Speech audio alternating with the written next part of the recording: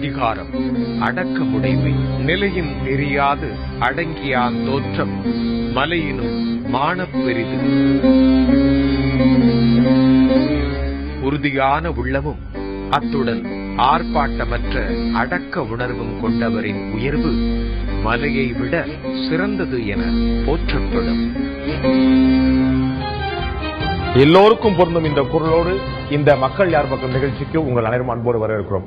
மிகப்பெரிய மகத்தான ஒரு சாதனையை 32 ஆண்டுகால வரலாற்றில் இல்லாத ஒரு விஷயத்தை அனைத்து இந்திய அண்ணா திராவிட முன்னேற்ற கழகம் அதனுடைய பொதுச்செயலாளர் தலைமையில் சாதித்து காட்டுகிறது. தமிழகத்தில் 1984க்கு பிறகு மீண்டும் ஒரு ஆட்சி வந்ததில்லை. கன்சிக்யூட்டிவாக அடுத்தடுத்து 2 ஆட்சிகள் தொடர்ந்ததில்லை. மாறி மாறி 89 91 2011 வரை ஒவ்வொரு முறையும் ஆட்சி மாற்றம் நடந்து கொண்டே இருக்கிறது என்ற ஒரு வரலாறு 32 ஆண்டுகளாக மாற்றப்படாமல் இருந்தபோது அதை அதிமுக பொதுச் செயலாளர் தமிழக முதலமைச்சர் ஜெயலலிதா தன்னுடைய தலைமையிலான அதிமுக மூலமாக ஒரு சாதனையை ஒரு மிக முக்கியமான ஒரு சாதனையை நிகழ்த்தி காட்டியிருக்கிறார். அதே போல திராவிட முன்னேற்ற கழகம் இதுவரை அந்த தேர்தல் வரலாற்றிலேயே எப்போதுமே இல்லாத அளவுக்கு ஒரு மிகப்பெரிய எதிர்க்கட்சியாக வளர்ந்திருக்கிறது. கடந்த 2011 சட்டமன்ற தேர்தலின் போது 23 தொகுதிகளை மட்டுமே பெற்று ஒரு எதிர்க்கட்சியாக கூட அதிகாரப்பூர்வமான எதிர்க்கட்சியாக கூட அமர முடியாத நிலைமையில் இருந்த திராவிட முன்னேற்ற கழகம் இந்த கூட்டணியோடு இணைந்து கிட்டத்தட்ட 98 தொகுதிகளை வென்றிருக்கிறது என்று சொன்னால் நிச்சயமாக அந்த கட்சி ஒரு மிகப்பெரிய வல்லமை வாய்ந்த. இதற்கு முன்னால் 2006 என்னுடைய நினைவு சரியாக இருந்தால் 2006 அதிமுக தான் ஒரு மிகப்பெரிய தனிப்பெரும் எதிர்க்கட்சியாக இருந்தது. அதற்கு பிறகு 2016 10 ஆண்டுகளுக்கு பிறகு தமிழக தேர்தல் வரலாற்றிலே இல்லாதவருக்கு மிகப்பெரிய ஒரு ஸ்ட்ராங்கான ஒரு வல்லமை கொண்ட எண்ணிக்கை அதிகம் கொண்ட மிக பலம் வாய்ந்த கிட்டத்தட்ட ஒரு சரிபாதிக்கு சற்றே மட்டும் குறையக்கூடிய அளவில் கிட்டத்தட்ட சரிபாதி எண்ணத்திற்கக்கூடிய ஒரு மிகப்பெரிய எதிர்க்கட்சியாக திராவிட முன்னேற்ற கழக கூட்டணி அமர்ந்திருக்கிறது. இந்த முறை எதிர்க்கட்சி என்பது ஒரிஜினலான எதிர்க்கட்சி. பல முறை பார்த்தீர்கள் என்றால் தமிழக தேர்தல் வரலாற்றில் ஒரு கட்சிக்கு ஆதரவாக முழுமையான தேர்தல் முடிவு வரும்போது அதிமுக வென்றால் அதனுடைய கூட்டணி கட்சி எதிர்க்கட்சியாக இருப்பதும் திமுக என்றால் அதனுடைய கூட்டணி கட்சி எதிர்க்கட்சியாக இருப்பதும் கணக்கு அடிப்படையில் ஒரு டெக்னிக்கலாக மட்டுமே எதிர்க்கட்சியாக இருக்குமே தவிர அவர்கள் ஆதரவு கட்சியாக இருக்கக்கூடிய நிலைமை பல முறை பார்த்திருக்கோம். அந்த மாதிரி கூட்டணிக்கு ஒட்டுமொத்தமான வெற்றி தான் கொடுத்தது பார்த்தோம். இந்த முறை திராவிட முன்னேற்ற கழகம் அனைத்து இந்திய அண்ணா திராவிட முன்னேற்ற ஒரு கிளியரான ஒரு தெளிவான ஒரு திடமான ஒரு பார்வையை மக்கள் எடுத்திருக்கிறார்கள். மிக ஆச்சரியப்படத்தக்க வகையில் மிக வியப்புக்குரிய வகையில் மாற்று சக்திகளாக கருதப்பட்ட நாம் தமிழரிலிருந்து பாட்டாளி மக்கள் கட்சியிலிருந்து மக்கள் நல கூட்டணியிலிருந்து பாஜகவிலிருந்து எந்த ஒரு கூட்டணிக்குமோ கட்சிக்குமோ மிகப்பெரிய வாய்ப்புகள் கிடைக்காமல் 2 கட்சிகள் மட்டும் யார் வேணுங்கிற மட்டும் முடிவு பண்ணிருக்காங்க. திமுகவுடன் கூட்டணி இருந்ததால் காங்கிரஸ் கட்சியும் ஒரு நல்ல பலனை அடைந்திருக்கிறது. இந்த ஒரு தேர்தலில் ஒரு கடுமையான எல்லோருக்கும் நாம் பலமுறை சொன்னது போல ஒரு கணிப்பதற்கு மிகவும் அரிய மிகவும் கடினமான ஒரு தேர்தலாக நாம் இதை உணர்ந்தோம். நமக்கே களத்தில் போய் நிற்கும் போது இது அவ்வளவு சுலபமா இல்ல. ஆளுக்கு ஒரு பக்கம் சொல்றாங்க, ஒரே விஷயத்தை திரும்பி திரும்பி சொல்றாங்க, வேறு ஒரு விஷயங்கள் வருகிறது. நாம களத்தில் மக்களை சந்தித்து பேசி அதன் மூலமாக நாம் வரக்கூடிய முடிவுக்கு தாண்டி வேற விதமான எக்ஸ்டர்னல் இன்ஃபுளுன்ஸ் எல்லாம் புற அழுத்தங்கள், நான் சொல்றது மிரட்டலாவோ பணமாவோ அந்த மாதிரி எல்லாம் இல்ல. அது இவங்க தான் ஜெயிப்பாங்க அவங்க தான் ஜெயிப்பாங்க ஒரு கருத்து ஒரு தாக்கம் அப்படின்னு சொல்லக்கூடியது. நம்ம நிச்சயமாக நெகட்டிவான விஷயங்கள் எதுவுமே சொல்றதுக்கு அப்படி நடக்கவும் இல்லைங்க. நம்ம வெளிப்படையா சொல்லலாம். சில சின்ன சின்ன அச்சுறுத்தல் எப்படி இந்த தேர்தல் நடந்து அமைதியா முடிந்தது, இந்த தேர்தல் பெரிய வன்முறை இல்லைங்க நம்ம எப்படி தெளிவா சொல்ல முடியுமோ அந்த மாதிரி நம்ம களத்தில் போய் நிற்கும் போது பெரிய அச்சுறுத்தலோ ஒரு எச்சரிக்கையோ ஒரு மிரட்டலோ நம்முடைய கருத்துக்கள் முடிவுகள் விடும்போது கூட நம்ம ஒரு விமர்சனங்கள் நிச்சயமா இருந்தது. அது புரிந்து கொள்ளக்கூடியது. அது மாற்று கருத்து கொண்டவர்கள் இது மாதிரி இல்லை நடக்காது, எங்களுடைய கட்சி ஜெயிக்கக்கூடிய வாய்ப்பு இருக்கு, எங்களுடைய இயக்கம் ஜெயிக்கக்கூடிய வாய்ப்பு இருக்கு, 2 கட்சி 2 இயக்கமே இன்னும் சொல்ல மாற்று இயக்க தோழர்களுமே சொல்லக்கூடிய வாய்ப்பு உண்டு. அது நம்ம முழுமையா புரிந்து கொள்றோம். அது போன்ற எதுவும் நெகட்டிவான இல்லை. ஆனால் அவர்களுடைய புற அழுத்தம் இவர்கள் தான் வெல்வார்கள் அவர்கள் தான் வெல்வார்கள், இங்க இந்த காரணத்துக்காக இவங்க எல்லாம் வெல்வாங்க, அங்க அந்தந்த காரணத்துக்காக இவங்க எல்லாம் சொல்லும் போது அது நம்ம மனசுல ஒரு மிகப்பெரிய தாக்கத்தை நிச்சயமாக ஏற்படுத்துது. உண்மையிலே இப்படி ஆயிருமோ அப்படி ஆயிருமோ நமக்கு கருத்து கணிப்பு நடத்தி நமக்கே ஒரு மிகப்பெரிய குழப்பத்தை ஏற்படுது. அதையெல்லாம் தாண்டி இறைவனுடைய அளப்பரிய கருணையினாலும் உங்களுடைய மனதை நாங்கள் மிக ஆழமாக புரிந்து கொண்டிருப்பதாலும் எங்களுக்கும் உங்களுக்கும் இருக்கக்கூடிய தனிப்பட்ட இந்த புரிதல்னாலும் முழுமையாக நாம் உங்களுக்கு ஏற்கனவே 2014ஆம் ஆண்டு கூட இதே நாம் கிறிஸ்டியன் மீடியா நிறுவனத்தில் நாம் இந்த கருத்து கணிப்பு உண்மைக்கு மிக நெருக்கமாக இந்தியாவிலேயே இவ்வளவு துல்லியமாக தமிழ்நாட்டில் யாருமே கணிச்சதில்லை. தமிழ்நாடு தேர்தல் அளவுக்கு நம்ம நெருக்கமாக கொடுத்தோம். அதிமுக கிட்டத்தட்ட 29 இடங்களை பெறுவதுன்னு சொல்லியிருந்தோம். அது 37 இடங்களை பெற்றது. அந்த 20க்கு மேற்பட்ட இடங்களை யாருமே கொடுக்காம இருந்தோம். நம்ம தான் 29 இடங்கள் சொல்லியிருந்தோம். அது திராவிட முன்னேற்ற கழகத்துக்கு உண்மையிலே குறைவான இடங்கள் 5 இடங்களுக்குள்ளதான் பெறுவதுன்னு சொல்லியிருந்தோம். அவர்கள் ஒரு இடமே கிடைக்கலங்கிறத பார்த்தோம். அதே மாதிரி 3 இடங்களிலுமே நிச்சயமாக வெற்றி பெறும் தேசிய ஜனநாயக கூட்டணி சொல்லியிருந்தோம். அவங்களுக்கு 5 இடம் சொல்லியிருந்தோம். அதுல அந்த 3 இடங்களும் குறிப்பிட்டதா இருந்தது பாண்டிச்சேரி, தர்மபுரி, கன்னியாகுமரி என்று. இந்த மாதிரி மிக நெருக்கமாக சொல்லியிருந்தோம். அந்த ஒரு சின்ன நம்பிக்கை நம்ம மக்கள் நம்ம சரியா தான் படிக்கிறோம், மக்களுடைய உணர்வுகளை மட்டும் தான் நம்ம வெளிப்படுத்துறோம் ஒரு சின்ன ஒரு நம்பிக்கை இருந்தது. அந்த நம்பிக்கையோடு இந்த மாதிரி களமிறங்கிய போது இன்னமும் அக்யூரேட்டாக இதுவரைக்கும் ஒரு மூத்த ஒரு ஐபிஎஸ் அதிகாரி இன்னைக்கு ஒரு செய்தி குறுஞ்செய்தி அனுப்பியிருந்தாங்க. இதுவரைக்கும் என்னுடைய வாழ்க்கையில இவ்வளவு அக்யூரேட்டான ஒரு கருத்து கணிப்பை, இவ்வளவு துல்லியமான ஒரு கருத்து கணிப்பை நான் கேள்விப்பட்டதே இல்லைன்னு சொல்லி சொன்னாங்க. உண்மைக்கு எவ்வளவு நெருக்கமா இருந்தது அப்படிங்கிற நம்ம பல விஷயங்கள் மூலமா இன்னைக்கு நம்ம பார்க்க போறோம். இந்த கருத்து கணிப்பு மிக நெருக்கமானதாக எல்லா நண்பர்களும் வாழ்த்துறாங்க. பேஸ்புக் மூலமா, ட்விட்டர் மூலமா, வாட்ஸ்அப் மூலமா எல்லா தளங்களையும் நேர்ல போன்ல எல்லா தளங்களும் நிறைய நண்பர்கள் வாழ்த்துறாங்க. அதை முழுமையான 100% அடக்கத்தோட நம்ம வந்து ஏத்துக்கிறோம். இது வந்து உங்களை நாங்க வந்து சரியா புரிஞ்சுக்கிறோம் அப்படிங்கறதானே தவிர நம்ம பெருமை கொள்றதுக்கு வேற எதுவுமே இல்ல. We understand you better than anybody else அப்படிங்கிற நமக்கு ஒரு சின்ன ஒரு ஆறுதல். நமக்கு வந்து ஏன்னா இது வந்து இணக்கமான விஷயம். இது வந்து தந்தி அப்படிங்கிறது மக்களுடைய ஒரு ஊடகம். தமிழ்நாட்டில் வந்து இன்னைக்கு வந்து ஒரு நம்பர் 1 பேப்பரா வந்து தந்தி இருந்தது. என்ன காரணம்? அது மக்களை சரியா புரிஞ்சிருக்குதான். இன்னைக்கு தமிழ்நாட்டில் நம்பர் 1 தொலைக்காட்சியா தந்தி வந்து அதிகாரப்பூர்வமா இருக்குது. என்ன காரணம்? மக்கள் நம்ம சரியா புரிஞ்சுதான். வேற ஒண்ணுமே நமக்கு பெரிய ஒரு டெக்னாலஜியோ பெரிய ஒரு சயின்ஸோ பெரிய ஒரு ஜிம்மிக்ஸோ இதெல்லாம் எதுவுமே கிடையாது. மக்களுடைய உணர்வுகளை நாம் சரியாக புரிந்து கொள்கிறோம். மக்கள் என்ன நினைக்கிறார்கள் என்பதை சரியாக சொல்கிறோம். அவ்வளவுதான். இந்த 2 காரணங்களால் தான் நமக்கு வந்து இந்த வெற்றி சாத்தியமாச்சு. இந்த நிகழ்ச்சியில நம்ம வந்து இப்ப இந்த மக்கள் யார் பக்கத்துடைய இறுதி நிகழ்ச்சியாக கூட இன்னைக்கு வந்து இந்த நிகழ்ச்சியை நான் வந்து கருதலாம்னு நினைக்கிறேன். நம்ம வந்து மக்கள் யார் பக்கம் அப்படிங்கறத கண்டுபிடிக்கிறதுக்காக அந்த முயற்சி தொடர்ந்து நீண்ட நெடுங்காலமாக நீண்ட நாட்கள் நடந்து கொண்டே இருந்தது. மக்கள் யார் பக்கம்ங்கிறது இன்னைக்கு ரொம்ப தெளிவாகி போச்சு. அனைத்து இந்திய அண்ணா திராவிட முன்னேற்ற கழகத்துக்கு 132 இடங்களை கொடுத்திருக்காங்க. திராவிட முன்னேற்ற கூட்டணிக்கு 98 இடங்கள் கொடுத்திருக்காங்க. சோ மக்கள் வந்து தெளிவாக தங்களுடைய முடிவை அறிவித்துவிட்ட பிறகு இன்று வந்து இந்த நிகழ்ச்சிக்கான ஒரு கடைசி நாளாக இந்த நிகழ்ச்சி இத்தோடு நம்ம நிறைவு செய்வது சரியா இருக்கும்னு நினைக்கிறேன். இந்த நிகழ்ச்சியில நம்மோடு தொடர்ந்து பயணித்து நம்மோட வந்து ஒரு அங்கமாகவே மாறிவிட்ட கிறிஸ் இன்ஃபோ மீடியா நிறுவனர் திரு அருண் கிருஷ்ணமூர்த்தி நம்ம இணைந்திருக்காரு. உங்க நிகழ்ச்சிக்கு வரவேற்கிறேன். நான் அடுத்த விஷயங்களுக்கு தான் போறதுக்கு முன்னாடி உங்களுடைய இந்த பயண அனுபவம், இந்த கருத்து கணிப்போட முடிவுகளும் இதனுடைய உங்களால் உணர்வுகளும் நான் பகிர்ந்து விரும்புறேன். நம்ம இந்த கருத்து கணிப்பை ஒரு நம்பர் கேமா மட்டும் பார்க்காம நீங்க சொன்ன மாதிரியே உண்மையிலேயே கள நிலவரம் என்ன அப்படின்னு தெரிஞ்சுக்கிறதுக்கு மல்டி லெவல் ஸ்ட்ராட்டஜி அப்ளை பண்ணி தான் நம்ம இந்த ரிசல்ட்டுக்கு வர முடிஞ்சதுங்கிறத ரொம்ப ஹம்பிளா இங்க நான் பதிவு பண்ண விரும்புறேன். நம்ம இந்த ஒப்பீனியன் போலோ இந்த எக்ஸிட் போலோ திடீர்னு ஒரு நாள் கிளம்பி போய் நம்ம எடுத்துடல.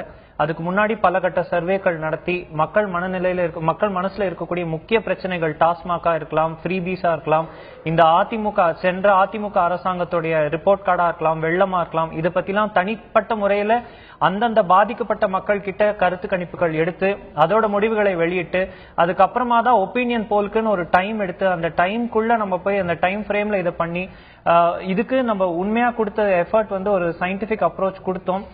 அதுக்கு நல்ல ரிசல்ட் நம்மளுக்கும் கிடைச்சிருக்கு. எக்ஸிட் போலும் சரி, நம்ம வந்து விருப்பம் இல்லாதவர்களை கட்டாயப்படுத்தாமல் மக்கள் உண்மையிலே யாருக்கு சொல்ல விருப்பம் இருக்கோ அவர்கள் எதை பதிவு செய்ய விரும்பினாலும் அதை ஏற்றுக்கொண்டு மக்களை எந்த விதத்திலும் திசை திருப்பாம அவர்களுக்கு வந்து ஒரு ஒப்பீனியன் நம்ம த்ரஸ்ட் பண்ணாம அவங்க ஒப்பீனியனை மட்டும் தெரிஞ்சுக்கிற ஒரு எஃபர்ட்டை போட்டோம். இதுல சுவாரஸ்யமான விஷயங்கள் அப்படின்னு பார்த்தா எல்லா தொகுதிகள் 234 தொகுதிகளுக்கும் சென்று வரக்கூடிய ஒரு வாய்ப்பு கிட்டியது. தமிழக மக்கள் பத்தின ஒரு புதிய புரிதலும் நம்மளுக்கு வந்திருக்கு. அதுல ஆண்கள் சரி, பெண்கள் சரி, இளைஞர்கள் சரி, தமிழகத்துடைய பிரதான பிரச்சனைகள் என்ன, இது எல்லாமே இருக்கு. இன்னைக்கு நம்ம பார்க்கும்போது ஒரு பிரதான எதிர்கட்சியா திராவிட முன்னேற்ற கழகமும் அனைத்து இந்திய அண்ணா திராவிட முன்னேற்ற கழகம் ஆட்சியை பிடிக்குது. வந்திருக்கக்கூடிய எல்லா சட்டமன்ற உறுப்பினர்களுக்கும் இந்த நிகழ்ச்சி மூலமா நம்மளை சந்தித்த மக்கள் வைத்த முக்கிய கோரிக்கைகளை இங்க சொன்னா நல்லா இருக்கும் நான் நினைக்கிறேன். தண்ணீர் பிரச்சனையிலிருந்து மக்கள் வந்து வாழ்க்கை முறை உயரப்படணும் அப்படிங்கிற ஆசைகள் நிறைய இருக்கு. அதை வந்து யாரு ஜெயிச்சாலும் இதை பண்ணி கொடுக்கணும், அது எந்த கட்சியா இருந்தாலும் இதை பண்ணி கொடுக்கணும்ங்கிற கோரிக்கைகள் மக்கள் நம்ம கிட்டே வச்சாங்க. அவர்கள் நம்ம மீது வச்ச நம்பிக்கைக்கு இதுவாதான் நம்ம இதை இன்னைக்கு இந்த ப்ரோக்ராம் மூலமா அனைத்து தேர்ந்தெடுக்கப்பட்டிருக்கிற லா மேக்கர்ஸ், பாலிசி மேக்கர்ஸ் அவங்க கிட்ட நம்ம இந்த கோரிக்கையை நம்ம வைக்கிறோம். சோ முக்கிய பிரச்சனைகள் தமிழகத்துக்குன்னு பார்த்தா எம்எல்ஏஸ் வருத்தப்படவே வேண்டாம். ஃபர்ஸ்ட் பிரச்சனை நம்மளே அவங்களுக்கு ஒரு சர்வே எடுத்து கொடுத்துடலாம். தண்ணீர் பிரச்சனை பிரதான பிரச்சனை, வேலை வாய்ப்பு, அதுக்கப்புறம் வந்து அடுத்த கட்ட வளர்ச்சிக்கு தமிழகத்தை எடுத்து செல்லணுங்கிற முக்கிய கோரிக்கைகள் மக்கள் வைக்கிறாங்க. நிச்சயமா வளர்ச்சிக்கான விஷயங்கள் எல்லாருடைய ஆர்வமாகவும் கூட்டமா இருக்குது. அது எந்த அளவுக்கு வரப்போகுது அப்படிங்கிற பார்ப்போம். அதிமுக அரசுக்கு மிகப்பெரிய ஒரு பொறுப்பு வந்து சுமத்தப்பட்டிருக்கிறது. ஏனெனில் வெற்றி பெறுவது வந்து ஒரு சுலபமான விஷயமாக கூட பார்க்கலாம். ஆனால் அந்த வெற்றியை தக்க வைப்பு தான் உள்ளே ஒரு கடினமான விஷயமா பார்க்கிறோம். நாம வந்து 2014 நம்முடைய கருத்து கணிப்பு வந்து ஒரு வெற்றியை பெற்றது. அந்த கருத்து கணிப்பை தக்க வைப்பதற்கு, அந்த வெற்றியை தக்க வைப்பதற்கு 2016 நம்ம பட்ட கஷ்டம் நம்ம உணர முடியுது. அதே போலதான் அதிமுக 2011 ஒரு ஆன்டி கமல் செஞ்சு தேமுதிக கூட்டணி இருந்துச்சு, சுலபமா வென்றாங்க. இந்த முறை கூட்டணி எல்லாம் இல்லாம ஒரு தனிப்பெரும் கட்சியாக மட்டுமே போட்டிட்டு இருக்கும்போது அது வந்து ஒரு 5 ஆண்டுகளோட ஆட்சியை முடிச்சுட்டு அவங்க திரும்ப வருதுங்கிறது மிகப்பெரிய கஷ்டம். அதுல மாற்றுக்கருத்துல அப்படி ஒரு அருமையான ஒரு கடுமையான ஒரு நிலைமையை வந்து தாண்டி வந்திருக்காங்க அதிமுக பொதுச் செயலாளர், அதுல மாற்றுக்கருத்துல. பட் அதே சமயத்துல இந்த கடந்த 5 ஆண்டுகால இல்லாததுல ஒரு கூடுதலான ஒரு நெருக்கடி, அவங்களுக்கு நிர்பந்தம், ஒரு அழுத்தம் வந்து இந்த 5 ஆண்டுகள் இருக்கும்னு எதிர்பார்க்கலாம். என்ன காரணம், ஒரு வலிமையான எதிர்க்கட்சி வந்து இப்போ தற்போது அமைஞ்சிருக்கு. இரண்டாவது விஷயம், மக்கள் வந்து எதிர்பார்ப்பு, நீங்க கடந்த 5 ஆண்டுகளில் என்ன செஞ்சீங்களோ அதோட அதிகமா இந்த செய்யணும் அப்படிங்கிற ஒரு எதிர்பார்ப்பு இருக்கும். சோ வெற்றி பெற்றது மிக முக்கியமில்லை, இந்த வெற்றியை தக்க வைப்பதான் மிக சிரமமான விஷயம். அந்த சிரமமான விஷயத்தை தமிழக முதலமைச்சர் அதிமுக பொதுச்செயலாளர் ஜெயலலிதா கடந்திருக்கார். இந்த 5 ஆண்டுகள்ல மக்களுடைய எதிர்பார்ப்பு என்னவா இருக்க போகிறது, அவர்களுடைய கொடுத்த வாக்குகள் என்னவா இருக்கும் போதெல்லாம் பார்க்கலாம். நம்ம அடுத்ததாக பாரதிய ஜனதா கட்சியுடைய தமிழ்நாடு மாநில தலைவர் தமிழிசை சவுந்தரராஜன் தேர்தல் முடிவு பற்றி சொன்னது என்ன? இந்த தேர்தலில் உழைத்த பாரதிய ஜனதா கட்சி தொண்டர்கள், நிர்வாகிகள் அத்தனை பேருக்கும் எனது வணக்கத்தை தெரிவித்துக் கொள்கிறேன், பாராட்டுதலையும் தெரிவித்துக் கொள்கிறேன், நன்றியை தெரிவித்துக் கொள்கிறேன். தேர்ந்தெடுக்கப்பட்ட புதிய அரசுக்கு எனது வாழ்த்துகளையும் தெரிவித்துக் கொள்கிறேன். அதே நேரத்தில் ஒரு மாற்று அரசியலை கொண்டு வர வேண்டும் என்ற ஒரு காரணத்திற்காகத்தான் பாரதிய ஜனதா கட்சி கடுமையாக உழைத்தது. என்னை பொறுத்தமட்டில் மாற்றத்தை கொண்டு வர வேண்டும் என்று நினைத்தவர்கள் அத்தனை பேரும் ஒற்றுமையை முதலில் கொண்டு வந்திருந்தால் நிச்சயமாக இன்று இந்த நிலை ஏற்பட்டிருக்காது. கலகங்களுக்கு மாற்றாக நிச்சயமாக ஒரு நிலைப்பாட்டை தமிழக அரசியலில் ஏற்படுத்தி இருக்க முடியும். 2014 அதை நாங்கள் ஏற்படுத்தினோம். ஆனால் சுயநல காரணங்களுக்காக பல கட்சிகள் ஒன்றாக இணைய முடியாமல் எதிர்க்கட்சியின் வாக்குகள் எல்லாம், எதிர்வாக்குகள் எல்லாம் சிதறியதால் மறுபடியும் கழகங்களுக்குள்ளேயே வெற்றி சிக்கிக் கொண்டது என்று தான் நான் சொல்ல வேண்டும். சரி, அது எப்படி இருந்தாலும் பாரதிய ஜனதா கட்சியை பொறுத்த மட்டில் எதற்கும் நாங்கள் கவலைப்படவில்லை, எதற்கும் தொண்டர்கள் சோர்வடைய வேண்டாம். பாராளுமன்றத்தில் இருந்து பஞ்சாயத்து தேர்தல் வரை நாம் வெற்றி பெறுவோம் என்ற தாரக மந்திரத்தோடு வரும் பஞ்சாயத்து நகராட்சி தேர்தலில் நமது முழு கவனத்தையும் செலுத்தி நிச்சயமாக, ஏனென்றால் பாரதிய ஜனதா கட்சியின் தொண்டர்கள், நிர்வாகிகள், வேட்பாளர்களின் உழைப்பை பற்றி அனைவருமே பாராட்டினார்கள். அவர்கள் எந்த அளவிற்கு களப்பணியாற்றினார்கள் என்பதும் எல்லோரும் பாராட்டினார்கள். ஆனால் பணபலமும் ஆள்பலமும் நிச்சயமாக வெற்றி பெற்றிருக்கிறது. பாஜகவின் பார்வை இது. இந்திய கம்யூனிஸ்ட் கட்சியுடைய மாநில செயலாளர், மக்கள் நல கூட்டணியில ஒரு கடுமையான ஒருங்கிணைப்பில் செயல்பட்ட திரு முத்தரசன் அவர்கள் என்ன சொன்னார், அதையும் கேட்கலாம். இந்த வெற்றியை ஒரு ஜனநாயகபூர்வ வெற்றியாக கருத முடியாது.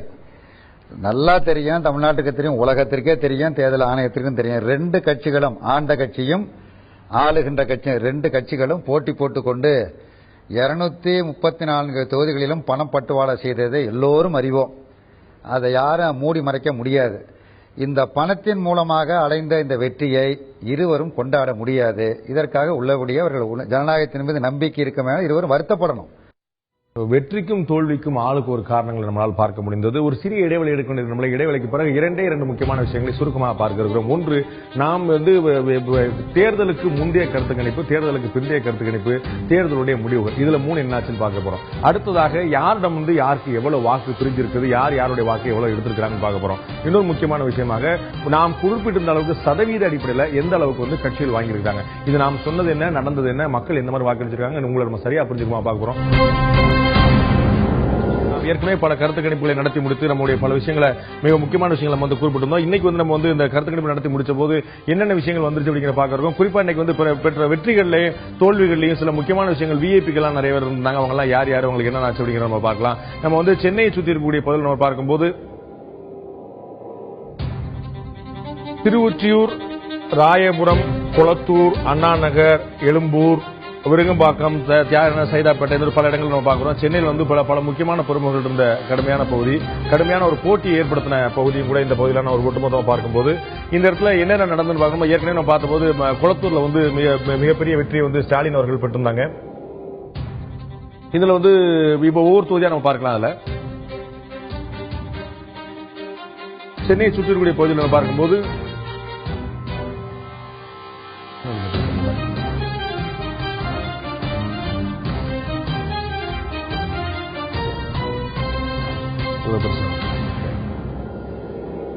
நம்ம ஆவடி தொகுதி ஒரு குறிப்பிட வேண்டிய விஷயம். சென்னை, திருவள்ளூர், காஞ்சிபுரம், அந்த சென்னை ரீஜன்ல பார்த்தோம்னா அது மிக கடுமையான போட்டி ஏற்படும். நம்மளோட கருத்து கணிப்பு முடிவில் சொல்லியிருந்தோம். நம்ம இங்க நாசருக்கான வாய்ப்பு இருக்குது, பாண்டியராஜனுக்கான வாய்ப்பு இருந்தோம். 2 க்ளோஸ் கால் பார்த்தோம். இது எவ்வளவு குறைவான வித்தியாசத்துல வெற்றி திரு பாண்டியராஜ் மாஃபா பாண்டியனை வெற்றி பெற்றிருக்காரு இறுதியாக. அது எவ்வளவு கடுமையான போட்டி ஏற்படுச்சு அப்படிங்கிற இடத்துல பாக்குறோம். அதே போல நம்ம பார்க்கும்போது குளத்தூர் நம்ம ஏற்கனவே ஸ்டாலின் அவர்கள் ஒரு நல்ல ஒரு ஸ்டாலினான வெற்றி பெற்றிருக்காரு. அதிமுகவுடைய திரு ஜேசிடி பிரபாகரனை தாண்டி வெற்றி பெற்றிருக்காங்க. அதே மாதிரி மிகப்பெரிய ஆச்சரியத்தை ஏற்படுத்துவதில் நம்ம பார்த்தோம்னா இந்த மாதிரி அண்ணா நகர்ல இவங்க கோகுலேந்திரா, இவங்க அதே மாதிரி வளர்மதி, இவங்க மிகப்பெரிய ஒரு வித்தியாசமான ஒரு ஆச்சரியமான ஒரு தோல்வி ஏற்படுத்தினாங்க. அவங்களுக்கு ஒரு மிகப்பெரிய பின்னடைவு அவங்க கட்சிகளுக்கு பார்க்கும்போது, டி நகர்ல நம்ம அதே மாதிரி பார்க்கும்போது திரு எச் ராஜா அவர்கள் அவங்க வந்து பாஜகவுடைய மாநில தேசிய செயலாளர் இருந்தவர். அவர் வந்து ஒரு அதிர்ச்சியான தோல்வி அடைஞ்சார். அங்க அதிமுக நம்ம வென்றதை பார்த்தோம், சத்யா அங்க வென்றதை பார்த்தோம். அதே மாதிரி ஆலந்தூர்ல நம்ம வந்து திரு பண்டுட்டி ராமச்சந்திரன் அவர்கள் நம்ம வந்து போட்டிட்டு இருந்தாங்க. அவங்க வந்து ஒரு பின்னடைவை சந்திச்சாங்க. தாமோ அன்பரசன் முன்னாள் அமைச்சர்கள் வெற்றி பெற்றிருந்தாரு. இதுல ஒரு கடுமையான போட்டி ஏற்பட்டிருந்தது. அவங்களுக்கு வந்து நிச்சயமாக வெற்றி பெறக்கூடிய வாய்ப்பு இருக்குது சொல்லப்பட்ட தொகுதி. அதில் பல இடங்கள் அந்த மாதிரி வித்தியாசங்கள் பார்த்தோம். நம்ம வந்து ஏற்கனவே சேப்பாக்கம் திருவள்ளிக்கேணியில பாத்தீங்கன்னா ஜே அன்பழகன் திமுக ஜே அன்பழகன் வெற்றி பெற்றிருக்காங்க. அதிமுக சார்பாக போட்ட நூர்ஜஹான் அவர்கள் வந்து தோல்வி தழுவினாங்க. அது மாதிரி ஒவ்வொரு தொழில நம்ம பார்க்கும்போது வேளச்சேரியில் வந்து ஏற்கனவே பார்த்திருந்தோம். திரு வாகை சந்திரசேகர் அவர்கள் திராவிட முன்னேற்ற கழகத்தில் ஒரு சர்ப்ரைசிங்கான ஒரு வெற்றியை பெற முடிஞ்சது. அவங்க வந்து ஒரு முதல் முறையான தேர்தல் வெற்றி அப்படிங்கிறது என்னுடைய நினைவு சரியா. அந்த பாராளுமன்ற தேர்தல் உட்பட சட்டமன்ற தேர்தல் உட்பட பல இடங்களில் போட்டிட்டு இருந்தாங்க. அவங்க வந்து இப்போ வந்து அந்த இந்த இடத்துல செஞ்சிருக்காங்க. அடுத்து நான் வந்து பல்லாவரத்தில் பார்க்கும்போது CR சரஸ்வதி அவர்கள் வந்து நமக்கு வந்து நிகழ்ச்சியில் அதிகமாக பழகக்கூடியவங்க. அவர்கள் வந்து ஒரு பின்னடைவை சந்திச்சாங்க அப்படிங்கிற நம்ம பார்ப்போம். அந்த மாதிரி அவங்களால வெற்றி பெற முடியல. இது மாதிரி சென்னை சுற்றி இருக்கக்கூடிய பகுதியில் சென்னை காஞ்சிபுரம் திருவள்ளூர் இந்த மாதிரி நம்ம பார்த்தோம். அடுத்தா கொஞ்சம் நம்ம மத்திய பகுதிக்கு நம்ம போனோம் அப்படின்னா தமிழ்நாட்டோட மத்திய பகுதிக்கு போகும்போது அங்கே எப்படி பார்த்தோம்னா இந்த மாதிரி ஒரு ராசிபுரத்தில் திரு தனபால் அவர்கள் மாறி துரிந்தாங்க. அங்க வந்து திரு துரைசாமியும் சரோஜாவும் போட்டிருந்தாங்க. அங்கிருந்து திரு தனபால் அவர்கள் அவினாசிக்கு மாறி இருந்தாரு. இங்கே வந்து சரோஜா அவர்கள் வெற்றி பெற்றதை பார்த்தா திராவிட முன்னேற்ற அனைத்து இந்திய அண்ணா திராவிட முன்னேற்ற திரு வி.பி. துரைசாமி அவர்கள் தன்னுடைய தோல்வியை தழுவினார். அதே மாதிரி கோபிச்செட்டிப்பாளையம் பாத்தீங்கன்னா ஒரு இன்ட்ரெஸ்டிங்கான தொகுதி. திரு செங்கோட்டையன் அவர்கள் தொடர்ந்து வெற்றி பெற்று எப்படி காட்பாடியில் வந்து திரு துரைமுருகனுக்கு வந்து ஒரு சாதகமான தொகுதியாக தொடர்ந்து அவருடைய கோட்டையா இருக்குது. அதே மாதிரி நம்ம வந்து இவர் திரு செங்கோட்டையன் அவர்கள் தொடர்ந்து வெற்றி பெற்று பார்க்கிறோம். நம்ம ஏற்கனவே சொன்ன அவினாசி இங்க வந்து ராசிபுரத்துல இருந்து அவினாசி தான் திரு தனபால் அவர் போயிருந்தார். அவருக்கு வந்து போனது வந்து தொகுதி மாறி ஒரு பலன் கிடைச்சிருக்காரு பார்க்கிறோம். அவங்க வந்து அவர் வெற்றியை பெற்றிருந்தார். அங்க வந்து திரு தனபால் அவர்கள் வந்து அதிமுக சார்பாக போட்டிட்டு தொகுதி மாறி இருந்தாலும் கூட வெற்றி பெற்று விட்டார். கோயம்புத்தூர் தெற்கு ஒரு பெரிய ஒரு ஆர்வத்தை ஏற்படுத்தின ஒரு தொகுதி. வானே சீனிவாசன் வந்து ஒரு கடுமையான போட்டி ஏற்படுத்தார் எதிர்பார்த்தோம். ஆனா வந்து ஒரு பின்னடைவை சந்திச்சிருக்காங்க. அவரால் வெற்றி பெற முடியல அப்படிங்கிறத பார்க்கிறோம். அதே மாதிரி காங்கேயம் வந்து ஒரு இன்ட்ரெஸ்டிங்கான தொகுதி. திரு தனியரசு அவர்கள் அதிமுக கூட்டணி சார்பாக போட்டிட்டு நாங்க வந்து எனக்கு இடமே கொடுக்காட்டா கூட நாங்க அதிமுக ஆதரவு உண்டு சொல்லியிருந்தாரு. அவர் வந்து தொகுதி மாறி தான் போட்டிட்டு இருந்தார். தொகுதி மாறி கூட அவருக்கு வந்து ஒரு வெற்றி கிடைச்சதை பார்க்கிறோம். நன்னிலத்தில் திரு காமராஜர் அமைச்சர் காமராஜர் அவர்கள் வந்து வெற்றி பெறுவதற்கான வாய்ப்பு இல்லை என்று நம்முடைய கருத்து கணிப்பில் சொல்லிச்சு. ஆனால் மாறாக அவர் வந்து வெற்றி பெற்றிருக்கிறார். வந்து அவருக்கு வந்து நல்ல ஒரு ஸ்ட்ராங்கான ஒரு வெற்றி கிடைச்சிருக்கு. அமைச்சர் திரு காமராஜ் அவர்களுக்கு நன்னிலம் தொகுதியில் ஒரு நல்ல வெற்றி கிடைச்சிருக்கு. நம்ம உரத்தநாடுல பாத்தீங்கன்னா ஒரு சர்ப்ரைஸ் எல்லாருக்குமே காலையிலேயே வந்து முதல்ல வந்து சந்திச்ச ஒரு தோல்வி அங்கிறது அமைச்சர் ஆர் வைத்திலிங்கத்துடைய தோல்வி தான் இருந்துச்சு. காலையிலேயே ட்ரெண்டிங்லேயே வந்து ஒரு மிக முக்கியமான ஒரு பின்னடைவை அவர் சந்திச்சிருந்தாரு. ஒரு மிகப்பெரிய ஆச்சரியத்தை ஏற்படுத்துச்சு. அதே மாதிரி நம்ம பாத்தீங்கன்னா திருச்சி மேற்குல மணிக்கிற விராலிமலையில திரு விஜயபாஸ்கர் அவர்கள் அமைச்சர் விஜயபாஸ்கர் வெற்றி சந்திச்சாங்க. அவங்களுக்கு வந்து ஒரு சாதமா இருந்துச்சு. எடப்பாடியில் வந்து ஒரு இன்னொரு சர்ப்ரைஸ் காத்திருந்துச்சு. திரு கே பழனிசாமி அவர்கள் வந்து வெற்றி பெற்றிருந்தாங்க அமைச்சராக இருந்தவங்க. நிறைய அமைச்சர் கிட்டத்தட்ட ஒரு 16 அமைச்சர்கள் திரும்ப போயிருக்காங்க. என்னோட கணக்கு சரியா இருந்துச்சுன்னா ஒரு 16 அமைச்சர்கள் வந்து ஏற்கனவே வந்து போட்டிட்டு இந்த மாதிரி தேர்தலில் வெற்றிருக்கவங்க பாக்குறோம். அதே மாதிரி தமிழ்நாட்டுடைய கீழ்ப்பகுதியில் வந்து நம்ம பார்க்கும்போது ஒட்டுமொத்தமா இந்த பகுதியில் என்னெல்லாம் இருந்துச்சு அப்படின்னு பார்க்கும்போது கடைநூல் நம்ம ஏற்கனவே கிடைத்திருந்தது போல திரு ஷேக் தாவூத் அவர்கள் அதிமுக கூட்டணி தோழமை இயக்குனர் திரு ஷேக் தாவூத் தோல்வி அடைஞ்சாங்க. திமுக கூட்டணி சார்பாக வந்து வெற்றி அவங்களுக்கு கிடைச்சது. அதே மாதிரி விளவங்கோட்டில் வந்து விஜயதாரணி அவர்கள் வென்றாங்க. ஏற்கனவே நம்ம கிடைச்சது போல அவங்களுக்கு ஒரு வெற்றி வாய்ப்பு சாத்தியமாச்சு. அதே மாதிரி கன்னியாகுமரி தொகுதியில் பாத்தீங்கன்னா ஒரு மிகப்பெரிய சர்ப்ரைஸ் இருந்துச்சு. திமுக அதிமுக போட்டியில வந்து பாஜகவுக்கும் அதிமுகவுக்கும் தான் போட்டின்னு சொல்லி எல்லாருமே சொல்லிட்டு அந்த ரெண்டுக்கு இடையில வந்து கன்னியாகுமரி மாவட்டத்தில் பெரும்பான்மையான வெற்றியை திராவிட முன்னேற்றங்கள் பெற முடிஞ்சதை பார்த்தோம். அதே மாதிரி தூத்துக்குடியில் பாத்தீங்கன்னா ஒரு சர்ப்ரைஸ் இருந்துச்சு. நம்ம கீதா ஜீவன் வந்து ஒரு ஸ்ட்ராங்கான கேண்டிடேட் இருந்தாங்க. அவருடைய குடும்பத்துக்கு பாரம்பரியமா நாங்க வந்து செல்வாக்கு இருக்கிறதா நம்ம கண்கூடா பார்த்தோம். நம்ம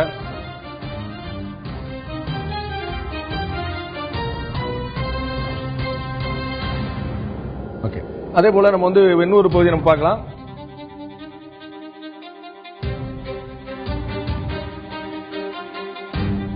இது மாதிரி இன்னொரு விஷயம் நம்ம பார்க்கும்போது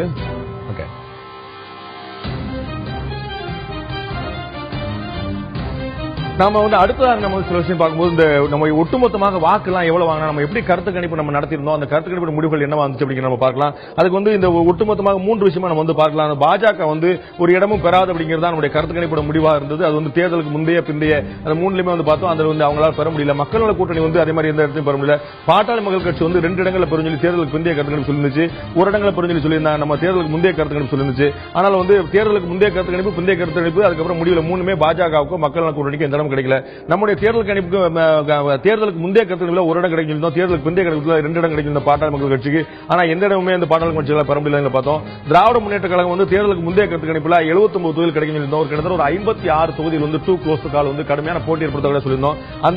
அதுக்கப்புறம் வந்து அதெல்லாம் பிரிச்சு பார்க்கும்போது தேர்தலுக்கு பிந்தைய கருத்து பார்க்கும்போது திராவிட முன்னேற்ற கழகம் 99 இடங்களை பெரும் சொல்லி சொல்லியிருந்தோம். திமுக கூட்டணி மிகச்சரியாக 98 இடங்களில் திராவிட முன்னேற்ற கழகம் கூட்டணி பெற்றிருக்க நம்ம பார்க்க முடியுது. நம்மளால 99 இடங்களை பெறும் தேர்தலுக்கு பிந்தைய கருத்துக்களை முடிவா சொல்லியிருந்தோம். தேர்தலுக்கு முந்தைய கருத்துக்களை நம்ம நெருக்கமா சொல்லியிருந்தோம். 79 சொல்லியிருந்தோம். அதுலயும் வந்து 56 தொகுதிகள் வந்து இழுபறில் இருக்கும். அந்த இழுபறில் இருக்கக்கூடிய தொகுதியெல்லாம் உங்களுக்கு வந்திருக்கக்கூடிய நம்ம பார்க்கிறோம். திராவிட முன்னேற்ற கழகம் தேர்தலுக்கு பிந்தைய கருத்தில் சொல்லப்பட்டது போல அப்படி எக்ஸாக்டா 99 சொல்லியிருந்தோம், 98 பேர் பார்க்கணும். அதே போல அனைத்து இந்திய அண்ணா திராவிட முன்னேற்றம் தேர்தலுக்கு முந்தைய கருத்துல 102 கிடைக்கும். ஏற்கனவே திரும்ப ஞாபகப்படுத்த ஒரு முறை 56 தொகுதிகள் வந்து நம்ம இழுபறில் இருந்த நிலைமையில, அதே மாதிரி அதிமுகவுக்கு வந்து தேர்தலுக்கு பிந்தைய கருத்துல 111 குறைந்தபட்ச உத்தரவாதமாக 111 இடங்கள் கிடைக்கும் சொல்லி அந்த வார்த்தையை பயன்படுத்தினோம். அந்த கட்சி வந்து 134 இடங்களை தனிப்பெரும் கட்சியாக 134 இடங்களை பெற்றுக்கூடியதை பார்க்கிறோம். ஒரு மிக முக்கியமான வித்தியாசமா பார்க்கிறோம். நான் அருண்ட கேட்க விரும்புறேன், இந்த கருத்து கணிப்புகள் வந்து எந்த அளவுக்கு சரியா இருந்திருக்கு, இதுக்கு என்ன காரணமா இருந்திருக்கு? மொத்தமா பார்த்தோம் அப்படின்னா திரு அன்புமணி ராமதாஸ் அவர்கள் பெண்ணாகரத்துல ஒரு குறைந்த வாக்கு இதுல நம்ம ஜெயிப்பாங்கன்னு சொல்லியிருந்தோம். 2% கேப் இருந்த போதும் நம்ம அவருக்கு வெற்றி வாய்ப்பு அதிகம்னு அந்த தொகுதியை கால் பண்ணதுக்கு முக்கிய காரணங்கள் அந்த எபிசோடு பார்த்து நம்ம சொன்னது என்னன்னா, அவர் ஒரு முக்கியமான தலைவர், அங்க வந்து ஓட் கன்சாலிடேஷன் ஆகும்போது அது அவருக்கு அட்வான்டேஜா போகக்கூடிய காரணங்கள் அதிகமா இருக்கிறத நம்ம பார்த்திருந்தோம். ஆனால் அதையும் மீறி ஒரு துர்பாகியமா அவர் தோத்துட்டாரு. மற்றபடி பார்த்தோம் அப்படின்னா அதிமுக திமுக இந்த ரெண்டு கட்சிகள் நம்ம பார்க்கும்போது நம்ம கணித்த தொகுதிகள்ல கைமாறிய தொகுதிகள் அப்படின்னு பார்த்தா மொத்தம் வந்து 9 தொகுதிகள் நம்ம கரெக்டா கணிக்கல. இந்த பக்கமும் அந்த பக்கமும் மாறி மாறி போயிருக்கு. அப்படி முக்கியமா பார்க்க வேண்டிய தொகுதிகள் பார்த்தா நெல்லை. நம்ம தேர்தலுக்கு முந்தைய கருத்து கணிப்புக்கும் தேர்தலுக்கு பிந்தைய வாக்குப்பதிவுக்கு பிந்தைய கருத்து கணிப்புல 9 தொகுதியில் ஒரு வித்தியாசம் வந்துச்சு. அதே மாதிரி 9 தொகுதியில் ஆனா வேற வேற தொகுதிகள், ஆனா எண்ணிக்கை வந்து ஒண்ணுதான். இங்கே வந்து ஒரு 9 தொகுதியில் வந்து ஒரு மாற்றம் இருக்கு. நம்ம கணிச்ச தொகுதியில் யார் யாரோட குறிப்பா நன்னில மாதிரியான விஷயம் என்னுடைய நினைவு சரியா இருந்தா, சோ அந்த மாதிரி தொகுதியில் ஒரு மொத்தமா வந்து 234 தொகுதியில் 9 தொகுதியில் வந்து ஒரு மாற்றம் இருப்பதா இருக்கும். நன்னிலம் நெய்வேலி இது ரெண்டுமே நம்ம சொல்லியிருந்தோம். அது நம்ம கணிப்ப பொய்யாக்கும் விதத்துல அங்க வேட்பாளர்கள் நம்ம பிரெடிக்ட் பண்ணாத வேட்பாளர்கள் ஜெயிச்சிருக்காங்க. அதிமுகவில இருந்து திமுகவுக்கு சென்ற முக்கிய தொகுதிகள்னு பார்த்தா நெல்லை, நத்தம். திருநெல்வேலி வந்து ஒரு அதிர்ச்சி தோல்வி அதிமுகவுக்கு. நத்தம் தொகுதி திரு விஸ்வநாதன் அவர்கள் ரெப்ரசென்ட் பண்ண தொகுதி, திமுகல இருந்து ஆண்டியம்பலம் அவங்க ஜெயிக்கிறாங்க.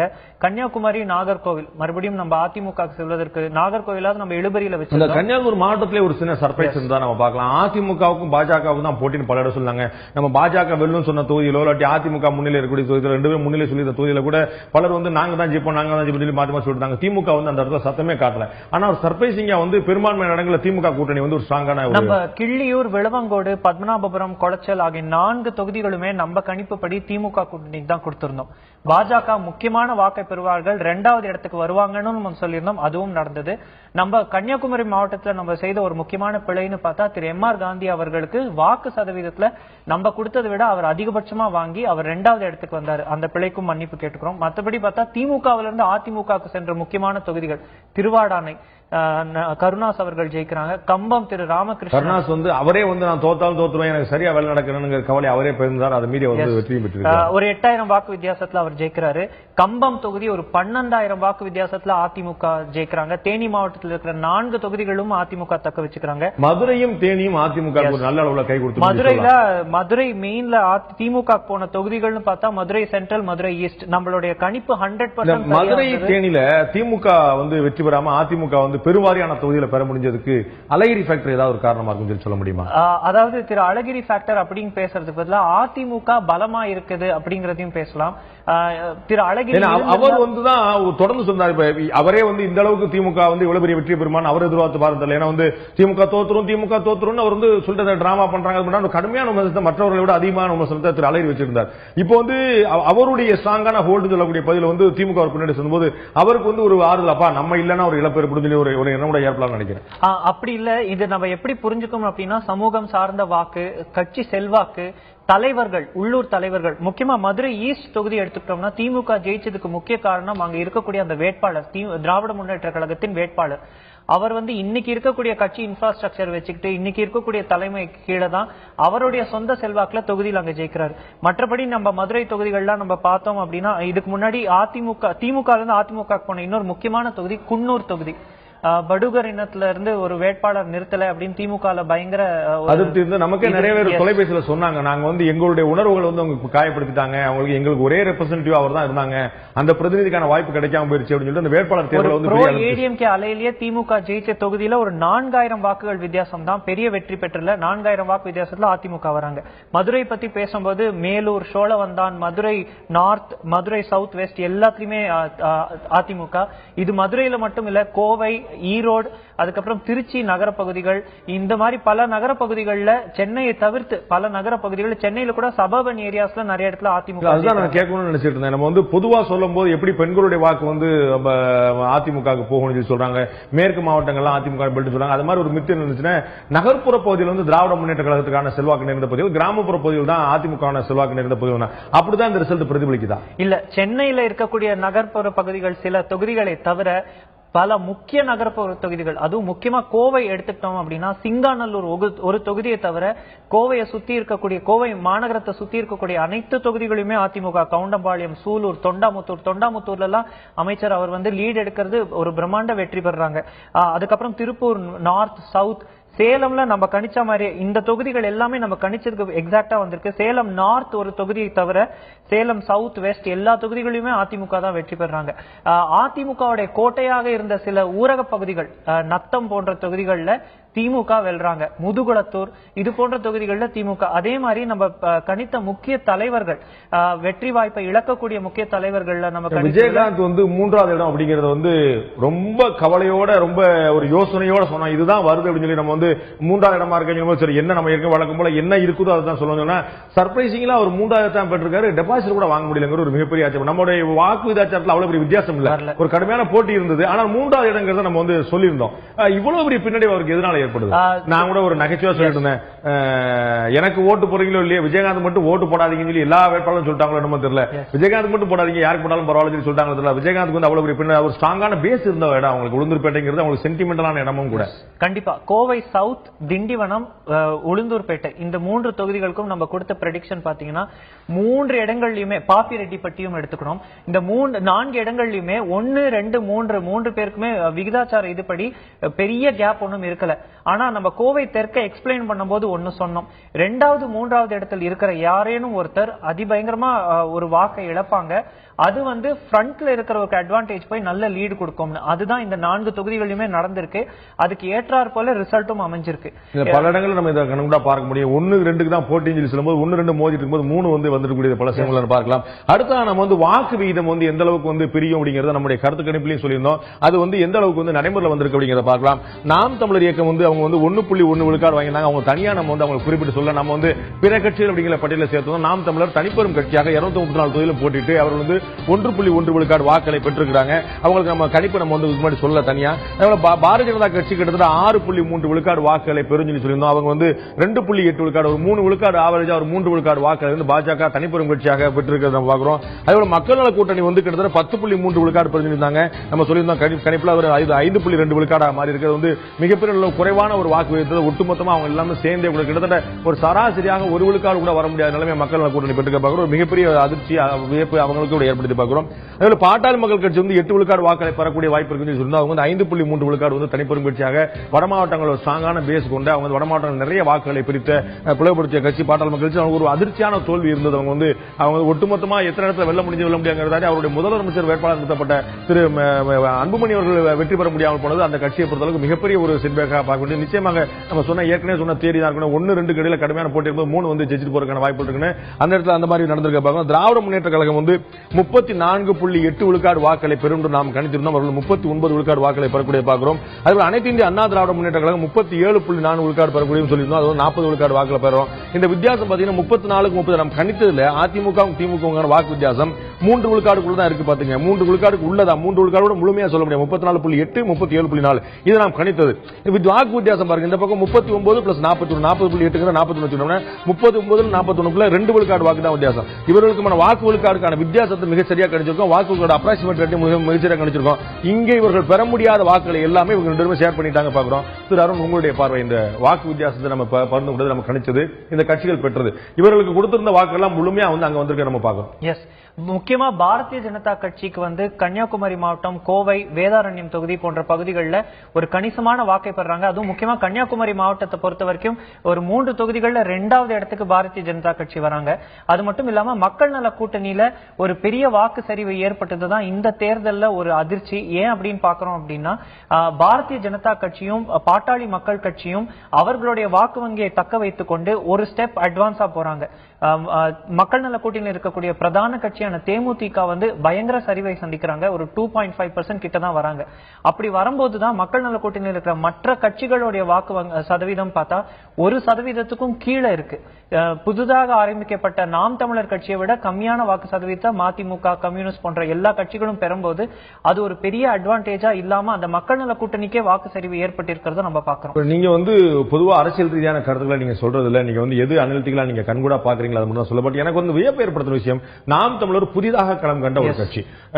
இடதுசாரி இயக்கங்கள் வந்து பாரம்பரியமாக சுதந்திர காலத்துக்கு முன்னாடி இருக்கக்கூடிய கட்சிகள். அவங்க வைகோ வந்து ஒரு நீண்ட நெடிய அரசியல் பாரம்பரியத்தை தனிப்பட்ட முறையிலும் மதிமுக கட்சியிலே கொண்டு வந்தார். அவங்களெல்லாம் விட வந்து நாம் தமிழர் இயக்கம் வந்து மதிமுக விட, விடுதலை சிறுத்தைகளை விட, இந்திய கம்யூனிஸ்ட் கட்சியை விட, மார்க்சிஸ்ட் கம்யூனிஸ்ட் கட்சியை விட ஒரு கட்சியால கூடுதலான வாக்கு பெற முடியும். அது எப்படி சாத்தியமாகும்? திரு வைகோ அவர்களுடைய மதிமுகவோ இல்ல அது போன்ற பல கட்சிகளையோ வந்துதான் மாற்றா மக்கள் வந்து வாக்காளர்கள் இத்தனை நாளா பாத்துட்டு இருந்தாங்க. ஆனா அந்த மாற்றத்துக்கே ஒரு புதிய யங் போர்ஸ் ஒன்னு வருது அப்படிங்கிறப்போ இதை ட்ரை பண்ணா என்ன அப்படிங்கிற ஒரு ஃபேக்டர்னாலதான் நாம் தமிழர் போன்ற கட்சிகள் 96 அப்ப திரு வைகோ மதிமுக அவர்கள் வந்து இருந்த நிலைமை இன்னைக்கு நாம் தமிழருக்கு இருக்கு. எப்படின்னா அவங்க ஒரு புதிய கட்சி. நான் ரெண்டு பார்ட்டியும் கம்பேர் பண்ணல, அவங்களுடைய பொலிட்டிக்கல் எஸ்டாப்ளிஷ்மெண்ட் தான் சொல்றோம். அப்படி பார்க்கும்போது நாம் தமிழர் பொதுவா உருவெடுத்திருக்கக்கூடிய கட்சி 234 தொகுதியும் வேட்பாளர் நிறுத்துறாங்க. ஒரு பிரதான ஃபேஸா திரு சீமான் அவர்கள் இருக்காரு, அவர் ஸ்டார் கேம்பெயினராகவும் இருக்காரு. அப்படி இருக்கும்போது இவர்களை மாற்றா ட்ரை பண்ணா என்ன அப்படிங்கிற ஒரு சதவீத வாக்கு வந்து இவர்கள் கிட்ட எல்லாம் பிரிந்து நாம் தமிழருக்கு செல்வதுதான். பாஜகட்டையும் நாம் தமிழர்ட்டையும் பாமகட்டையும் ஒரு சின்ன ஹோப் வந்து மக்கள் மத்தியில் வரக்கூடிய பார்க்கணும். அது எந்த அளவுக்கு வளர போகுது? கம்ப்ளீட் டெமோகிராஃபி டிஃபரெண்டா இருக்கு. நாம் தமிழருக்கு வந்த பிரதான வாக்குகள் இளைஞர்கள், அதுவும் முக்கியமா ஆண்கள், ஊரக பகுதிகளில் அதிகமா. அதுக்கப்புறம் பார்த்தோம்னா பாஜகவுக்கு நகர்ப்புற பகுதிகளிலும் அவர்களுக்கு கோட்டையா கருதப்படைய பல தொகுதிகளிலும் தான் வருது. பாமகவிற்கு அவர்கள் சமூகம் சார்ந்த வாக்கும் சரி, திரு அன்புமணி அவர்கள் எடுத்துக்கொண்ட அந்த கேம்பெயினுக்கு கிடைத்த நகர்ப்புற வாசிகளுக்கு மத்தியில் இருக்கக்கூடிய இளைஞர்கள் மத்தியில் முக்கிய வாக்கு. மூன்று கட்சிகளுமே மூன்று வேறு விதமான பார்வைகளையும் வேறு விதமான வாய்ப்புகளையும் கொண்டு வந்தாலும் கூட ஒரு வளர்ச்சிக்கான வாய்ப்பு இருக்கக்கூடிய அறிகுறிகள் இருக்கக்கூடிய கட்சிகளை பார்க்கிறோம். அடுத்த நான் பார்க்கும்போது இன்னொரு முக்கியமான விஷயம் பார்க்கிறோம். 2011 இருந்து 2016 இந்த சட்டமன்ற தேர்தலில் எங்கிருந்து எங்க ஸ்விங் போயிருக்கு, எங்கிருந்து எங்க எவ்வளவு வாக்கு போயிருக்கு, எவ்வளவு சீட்டு போயிருக்குன்னு பார்க்கும்போது சில சர்ப்ரைசிங்கான விஷயம் நம்ம பார்க்கலாம். இதுல வந்து ஒட்டுமொத்தமாக அதிமுக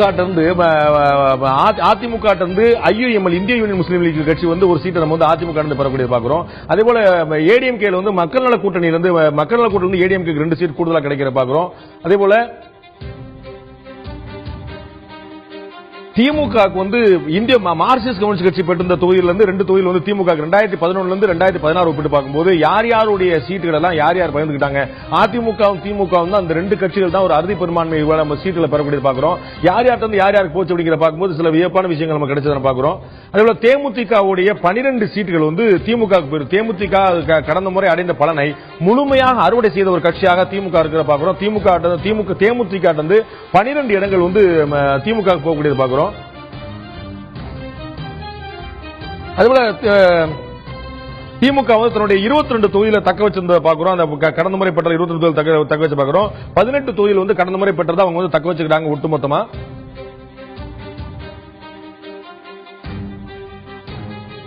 ஏடிஎம்கே நம்ம ஏற்கனவே வந்து 22 தொகுதிகள் வந்து இவங்கள்ட்ட பெற்றதை பார்த்த மாதிரி அதிமுக வந்து தேமுதிக பெற்றிருந்த 17 தொகுதிகளை அதிமுக வென்றது. 2011 வந்து தேமுதிக போயிருந்த 17 தொகுதிகள் இந்த முறை அதிமுக சாதகமா போனதை பார்க்கிறோம். இப்படி ஒவ்வொரு கட்சிகளுமே வந்து கடந்த முறை பார்க்கும்போது நிறைய வாய்ப்புகள் இருந்தது, நிறைய கட்சிகள் இருந்தது. இந்த முறை வந்து ஒட்டுமொத்தமான சட்டசபை என்பது 2 கட்சிகள் கொண்ட ஒரு சட்டசபையாக கூட மாறி இருக்கு.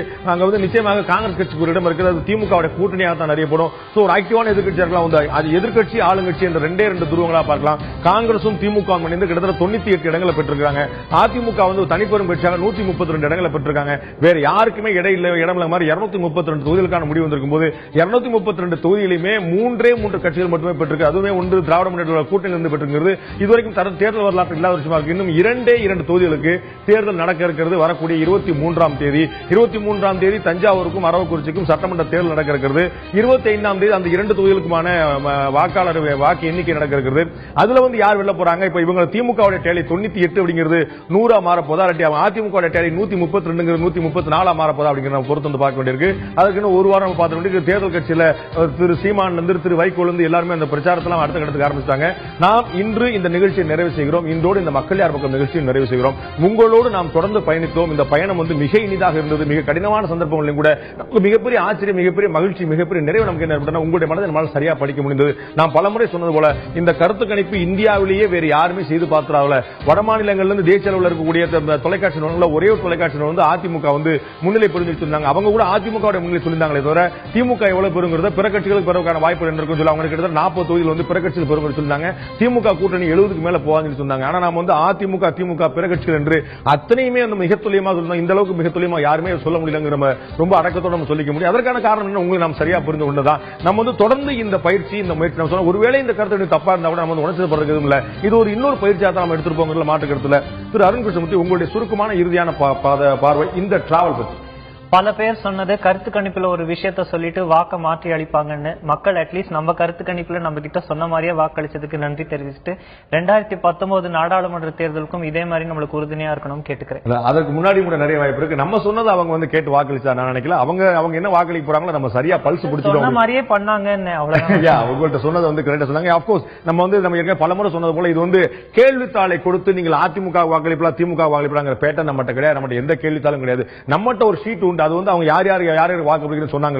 நம்ம ஏற்கனவே பலமுறை சொன்ன கிட்டத்தட்ட ஒரு 80 விழுக்காடு மக்களுடைய நமக்கு வந்து 35,600 பேர்ல முதல் கட்டமாக, இரண்டாம் கட்டமாக கிட்டத்தட்ட ஒரு 20,000 பேருக்கு மேல தேர்தலுக்கு பிந்தைய கருத்து கணிப்புல கிட்டத்தட்ட ஒரு 50,000 பேர் நம்ம பார்க்கும்போது ஒட்டுமொத்தமா பார்க்கும்போது இந்த 50,000 பேர்ல அவர்களுடைய போன் நம்பர்ல இருந்து நமக்கு பல விஷயங்கள் நம்ம தகவலா இருக்கு, அடிப்படை ஆதாரங்களா இருக்குது.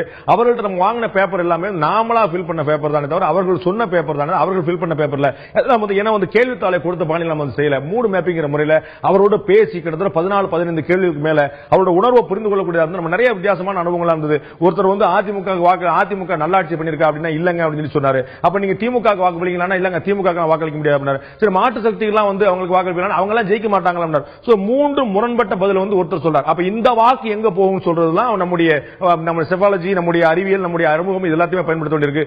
ஒரு 14 கேள்வி இது மாதிரி மாத்தி வச்சுதான் இது போன்ற ரொம்ப காம்ப்ளிகேட்டான விஷயங்களை கூட அவர்களுடைய வாக்கு யாருக்கு போகுங்கிறத மிக துல்லியமாக கண்டுபிடிக்க முடிந்தது. இது நமக்கு மிகப்பெரிய கர்வம் கிடையாது, மிக அடக்கத்தோடு மிகப்பெரிய நிறைவோடு நாம் இந்த நிகழ்ச்சி நிறைவு செய்கிறோம். நீங்கள் எங்களோடு எப்போதுமே இருந்து கொண்டிருக்கிறீர்கள். நாங்கள் எப்போதும் உங்கள் பக்கம். மக்கள் யார் பக்கம் என்பதை நீங்கள் திமுக அதிமுக உணர்த்திருக்கிறீர்களோ எங்களுக்கு உணர்த்திருக்கிறீர்கள். நாங்கள் உங்களோடு சொல்கிறோம், மக்கள் எங்கள் பக்கம், நாங்கள் எப்போதும் உங்கள் பக்கம். இந்த நிகழ்ச்சியில் கலந்து கொண்டு கருத்து அருண் கிருஷ்ணமூர்த்தி நன்றி. பார்த்த உங்களுக்கும் நன்றி நண்பர்களை. மீண்டும் இன்னொரு நிகழ்ச்சி சந்திப்போம். அதுவரை நன்றி, வணக்கம்.